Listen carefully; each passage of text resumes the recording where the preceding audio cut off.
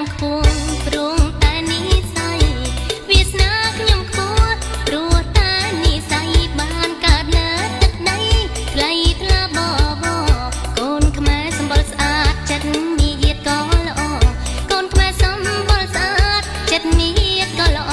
ពូជកូនខ្មែរអង្គរសែនថ្លៃថ្នូរសច្ចៈត្រង់